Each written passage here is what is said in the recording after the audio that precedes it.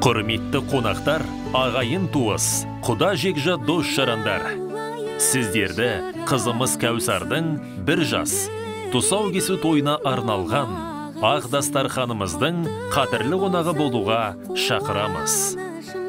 Бүгін туған күнің, құтты болсын қуанышым, бүгін туған күнің.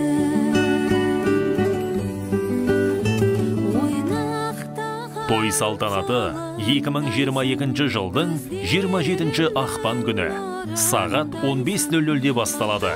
Мекен жайымыз Алатау ауданы, Мәдениет ықшам ауданы 184. Мәдениет мейрамханасы.